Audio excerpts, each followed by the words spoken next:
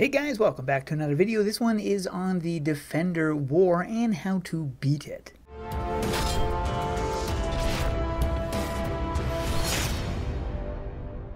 I know some of you have been having problems getting a victory in the Defender War, so hopefully this video will give you the tips you need to get some victories. So if you enjoyed this video, be sure to hit that thumbs up button and subscribe. Let's get started. So the first thing you want to check out is your classes.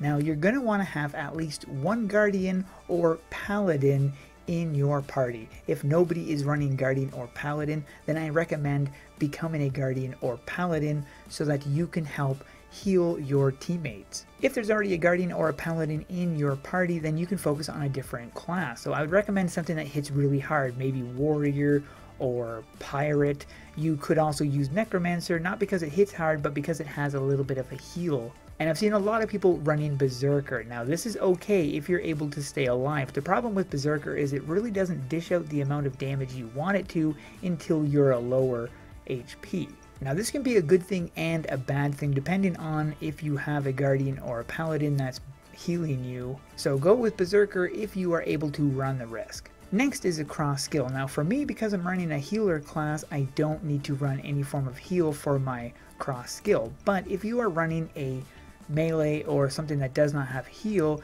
then you might want to run the Holy Bolt.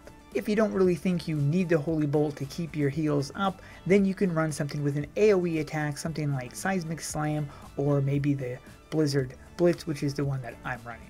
Now Guardian and Paladin eats a lot of mana, so for me, I'm keeping my mana right here ready to be used at any time, and I also have my potions right here ready to be used as well. And I highly recommend that if you're running any class, make sure you keep your potions there because you want to stay alive. Every time you die, you're wasting the seconds that you could be helping your team defend the barricades. So the next thing is the tasty bun. Now this isn't super important, but you need to realize the more attack and defense you have, the more damage and the more defense that you have on yourself. So this is a good thing if you can use your tasty buns. Now I get these for free. And if you're opening your daily chests, then you most likely have a stack of these as well. So when you're in the war, the first thing that you want to do is in Sarah Watterson in the Siege crafting, you want to craft the barricade. And you want to always have a barricade crafting. So when you're done crafting one, grab another one and just keep going, because this is very important to keep the barricades stacked. And the reason why I say that is because if you have 4 barricades up front, you're gaining a buff, which I will be demonstrating in here. Make sure to grab the loot because you're going to be getting defender medals, and from the bosses you can also get other stuff as well. So make sure you grab the loot every opportunity you get. So when it comes to the barricades, you're going to want to build all the barricades that you can on the front row. Upon doing so, you're going to be getting a buff. And this is really important to keep these 4 constantly stacked. If these 4 are not constantly stacked, you're going to be having issues later on. So make sure these 4 are always present, and it doesn't hurt to have the other 3 over here. So I'm going to run over here and grab another barricade. Between each wave, come back here, grab your barricade, and grab another one. If you feel like using other things, by all means go for it, but for me, I just focus on the barricade. You're also going to want to get as close to them as possible and make sure to use your tasty bun as soon as you need it. If you are running Guardian or Paladin, make sure to keep your teammates healed.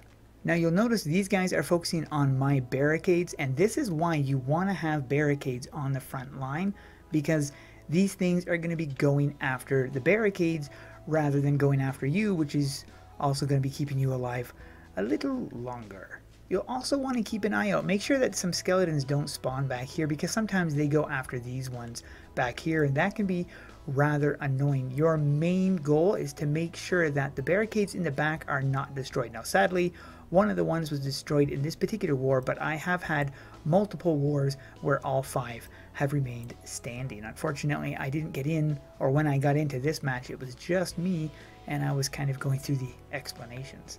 The minute one of these frontline things is destroyed, make sure to craft another one or to put another one down immediately so that you can continue getting that buff.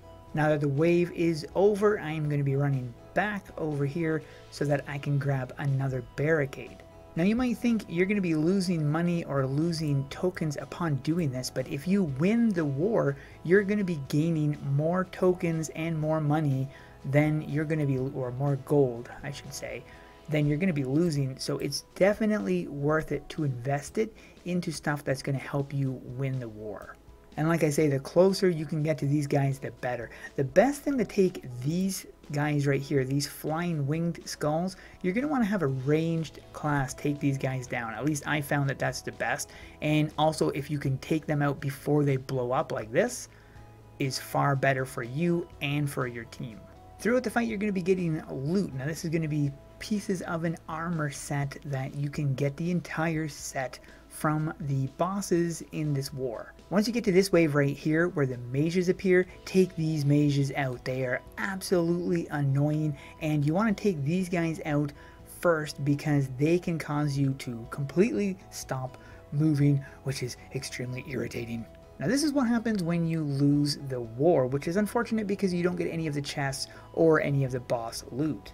If you're like me and you don't like to lose the war, then I highly recommend following this guide because this will lead you to victory. So if you're watching this video, please tell everybody else in your war lobby to craft the barricades and anything else if they want. But the barricades are the priority to build. You want to have that front line built up, and if you can have the second line built up as backup is fine. If you win successfully, you are going to have 5 chests at the end, and you can open each one of them. Between opening the chest, once you open the first one, run over and talk to this guy and craft the metal thing, the 100 metal thing. Then you can farm the next chest. In between each chest, if you can do that, you will be getting more medallions because you can only have 5 elite.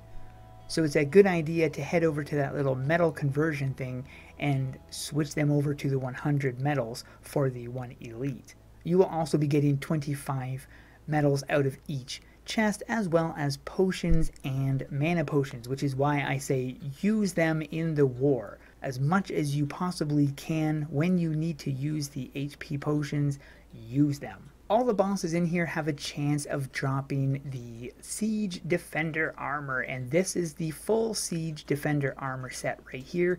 It's a really awesome looking set. For the set of the day, I'm going with Miss Bunny. I thought this was a pretty cool outfit. I like the fact that she's using the new armor, and she's got the wings that really go well with the belt and the armor itself. Plus, of course, the weapon also matches, so the whole set went really well together and made it into the set of the day. I would also like to give a big thanks to the Raven Squad members. If you guys are interested in becoming a Raven Squad member, you can check the link in the description of this video. That is it for this one. Thanks for watching, stay safe out there, and we'll see you in the next one.